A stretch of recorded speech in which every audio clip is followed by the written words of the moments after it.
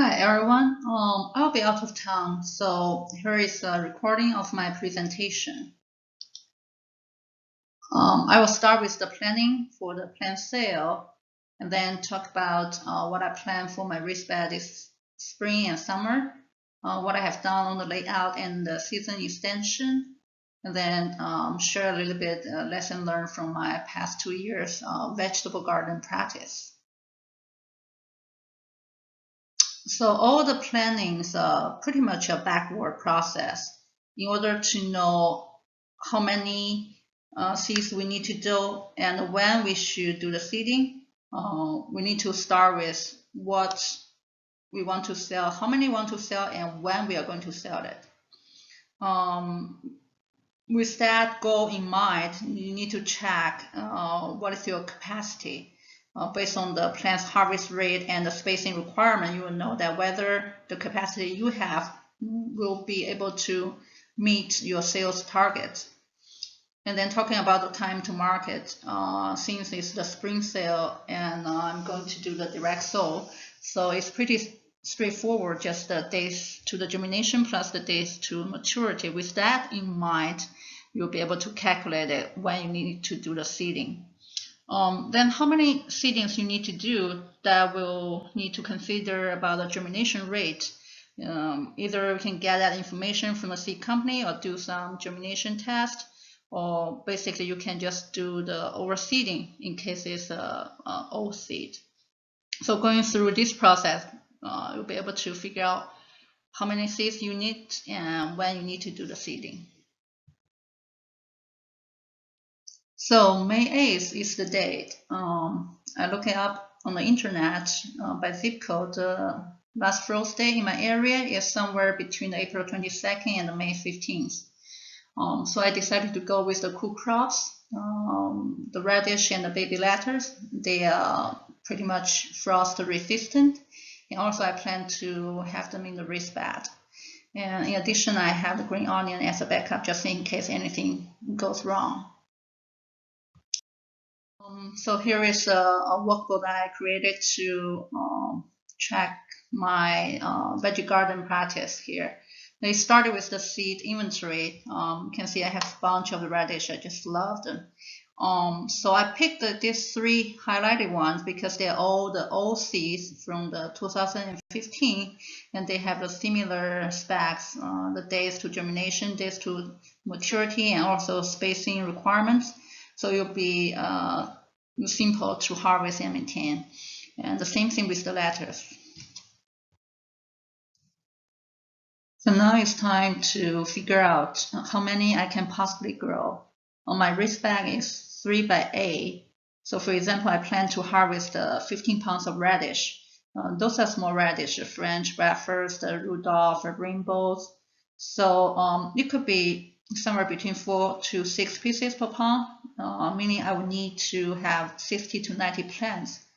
From this table, you can see I can grow 9 plants per row. So if I need to have the 15 pounds, I would have to get 7 to 10 rows of radish to achieve my harvest goal.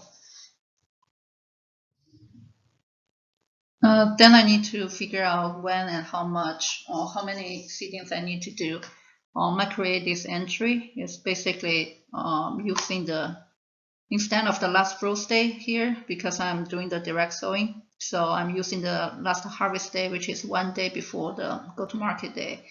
And then based on this day, calculate backwards using the days to germination, days to maturity, and calculate what is the expected sowing day for me. You can see actually for this baby lettuce, I was a week late than the schedule.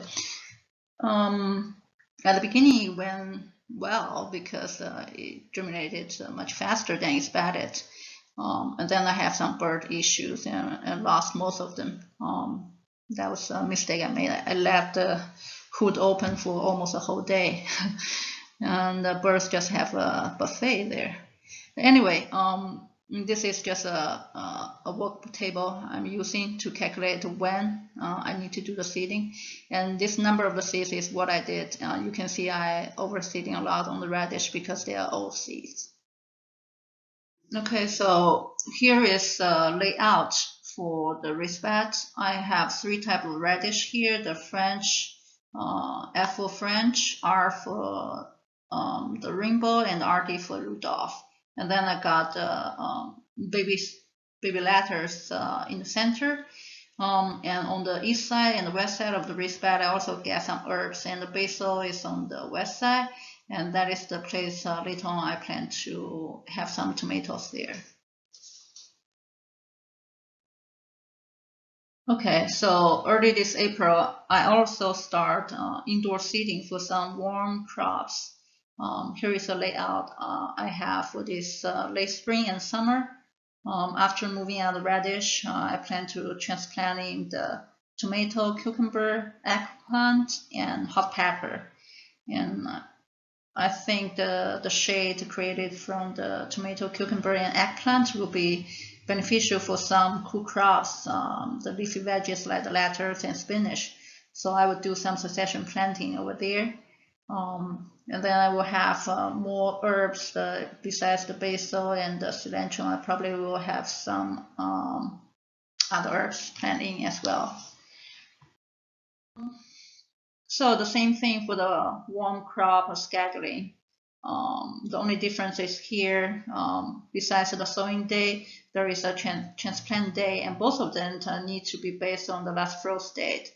And I also add 7 days buffer to accompany that the time I needed to wait for the tulips developed and the times I need to harden the plants before I eventually transplant them out. So people always say that in Chicago, not until the May, you cannot say for sure that spring is here. Well, I'm not the most patient person in the world, so I have been trying to do something with that. I started doing the indoor seating with the LED lights, and I also add a hood to my raised bed, and I mulch and grow some cover crops in the early spring and the late fall. And also I use some very simple cover for the newly transplanted crops, so to prevent them from any unexpected frost or the temperature change, and also maintain some moisture as needed. I feel like all these methods are not complicated, and it totally pays back when you can even harvest the cherry tomato in the mid-November. Okay, I just started my first semester here in the CLC. I think the things I learned most important is that you need to grow what you eat and be diversified. Try something new every year and rotate them for the benefit of the soil. And also, growing veggie doesn't have to be expensive. You can use whatever available around you. I find it's actually, if you go to Costco, buy those fruit trays or the egg trays, those trays can be used to do the seeding indoors. And lastly, I felt like it's very helpful to keep a record. I started with a very simple notebook, completed handwriting, and eventually I managed to switch it to an Excel workbook, just making it a little bit easier to check and update. Okay, so that's pretty much it. I use a couple of the books as a reference in addition to the textbook we have here. Yeah, I hope this presentation didn't bore you too much. If you are growing anything, or vegetables or anything this year, I wish you good luck and happy harvest. Thank you.